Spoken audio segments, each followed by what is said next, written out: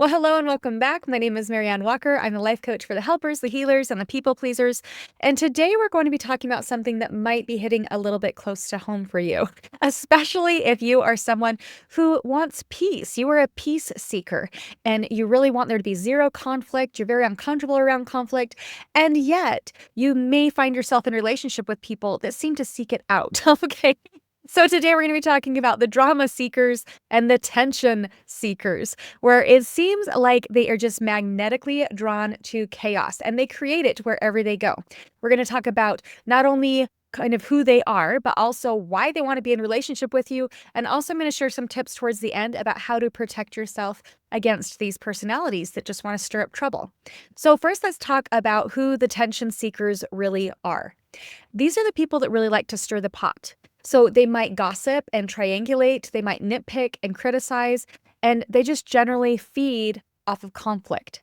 And they may even try to justify their behaviors by saying things like, well, I'm just being honest.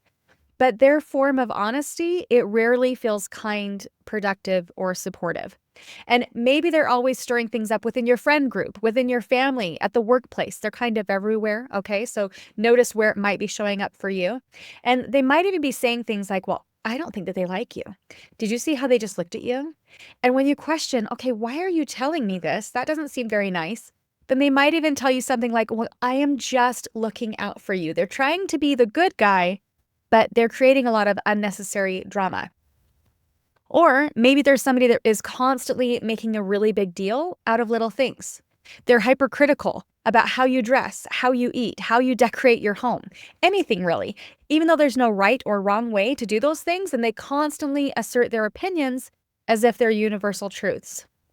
And while they may be loudly claiming to hate drama, you may start to notice that they're almost always the center of it. So at first, they might come across as just being misunderstood. They might even tell you, well, people are always misunderstanding me. They're always questioning my motives, but I have such a good heart. You're the only one who gets me. But despite that, something still feels off to you. So when something inside of you says that something is off, listen. Proceed with caution and course correct as needed, because you might be in a relationship with a tension seeker, okay? I get it that we want to look for the best in everybody, but not everybody has the best of intentions. The truth is that highly empathetic people, they seek out harmony and emotional safety, not just for themselves, but for others as well. Tension seekers, on the other hand, then they crave the stimulation that comes through emotional chaos. In many cases, they're deeply disconnected from their own inner peace. And so what they are trying to do is destabilize other people in an attempt to feel more control of themselves or to increase their own self-worth by fabricating situations where now they're going to be needed to fix the problem because they were the only one that saw it, but also it was something that they completely made up. So they aren't seeking peace. They're actually seeking emotional turbulence. So why are tension seekers drawn to empathetic people? Number one, empathetic people are super awesome. Who wouldn't be drawn to you, right? You're so soothing. You validate other people. Your mere presence is emotionally stabilizing. Empathetic people often do the emotional heavy lifting in relationships, and that makes everybody that they come into contact with, all of their lives are made better simply because you're in it. You just make everything feel a little bit easier. They feel more seen, more understood. Life just goes better when you are around. Tension seekers, on the other hand, then they're often emotionally underdeveloped. And guess what? Because they're emotionally underdeveloped, they absolutely love what it is that you bring to the table. They gain a lot of benefits from simply being in relationship with you. And so why would they learn how to self-regulate when they have somebody like you who is around to do that work for them? Empathetic people, especially those who lean into the people-pleasing behaviors, they tend to prioritize other people's comfort over their own, making them highly accommodating of other people, which essentially means that they make an ideal partner for somebody who doesn't want to do their own inner work, whether this be in a romantic relationship, in a business relationship, or a friendship. The tension seekers are subconsciously drawn to what Tony Overbay calls the pathologically kind. You are the calm in the storm. And they like to bring a little storm along just to keep that cycle alive of you jumping in and rescuing and fixing the problem, right? And so this dynamic often turns into a people-pleasing loop. They stir up the drama and then you work hard to calm everybody down, and you do this again and again and again. And in the beginning, you might even tell yourself, oh, they just really need some help right now, or I'm the only one who can help them right now. They just need me. But over time, then you might begin to see that they have no intention of changing because what they are currently doing is working for them. Okay? They love how things are working. It's not working for you, but it is working for them. And you're the one who's becoming more and more drained trying to change things, whereas they absolutely love that cycle. So if this pattern sounds familiar to you, here are 3 powerful truths that I want you to hold close as you navigate these relationships. First, set boundaries around your peace. Your peace is sacred, so do what is needed to maintain it. Remember that a boundary isn't about controlling someone else's behavior. It's not, you can't do this to me, but instead it's more of an if-then statement. It's if you choose to do this, then this is how I will choose to respond. So I will post in the show notes a few different episodes. I know I've done several episodes on boundary setting, so I'll post those in the show notes if you want to go and learn about those in a little bit more depth. But as a reminder, boundaries can be spoken or unspoken. They can be verbal or energetic. And that means that you might choose to state these boundaries out loud, or you might just choose to decide what your boundaries are and then follow through with your action and let your action do the talking here. And so I'm going to share a few examples about what boundaries can look like. And again, maybe these are things that you want to say out loud, or maybe these are ways that you just course correct your actions and let your actions do the talking. So here's a few ideas of boundaries. If you continue to talk badly about our coworkers at lunch, I'm going to be eating somewhere else. If you continue to be critical of me, I won't be spending time with you. If you continue to spread false information, I won't be speaking with you. Now notice each of those were an if-then statement, and the other times maybe you just want to state a fact, okay? That can also be very, very helpful in these relationships.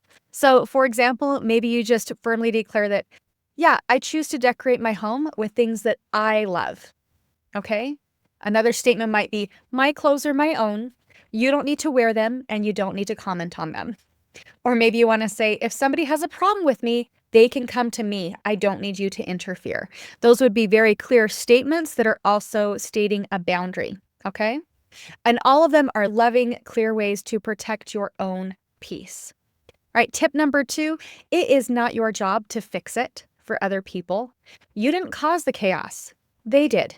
So let them be the ones to sit with the discomfort that they have created. And I totally get it. I know it can be so uncomfortable to watch this play out, especially because you have learned to be very highly accommodating of other people and very sensitive to other people's emotions. It can be so uncomfortable to watch these things play out and not do anything. I totally get it. And that's probably why you have stepped in time and time again to smooth things over, is because you want to preserve not only your own discomfort, but the discomfort of other people, right? But actions speak louder than words. Not every conversation is worth having, and not every conflict is yours to fix. So maybe your new boundary moving forward is this: no more damage control. If their choices create tension at work, at home, or within our friend group, then they get to experience the consequences of that. And honestly, sometimes that's the most loving thing that you can do. Because sometimes experiencing the full weight of natural consequences is the fastest way to experience personal growth. If they're willing to change, if they have a heart that's open to change, that's what's going to create change the fastest. So remember that they created the tension. They can learn how to resolve it. It's not your job, okay? And sometimes we might be doing them a disservice by continuing to placate, continuing to fix, continuing to be the one to bring in the peace after they've brought in the storm. Sometimes just letting that storm blow over can be the most helpful thing. And third, don't dim your light just because it attracts drama. Your joy, your peace, and your light, they're magnetic and they are amazing. And while yes, that magnetism might sometimes draw in a few tension seekers, it's also drawing in a whole world of absolutely amazing people. I mean, come on, that's how I found all of you. You guys are amazing. I just love you so much. So sometimes when we're wrapped up in managing the chaos created by others, we forget to look around at the other kind of people that we've attracted, the people who are kind, compassionate, accountable, the people who are deeply aware of how their actions impact others, the people who are also seeking peace. In other words, the people just like you. Just because tension seekers are drawn to your light, it doesn't mean that you need to shrink yourself to keep the peace. That's the tendency of a lot of people that I work with, is they think these qualities must be bad because they brought in the wrong people.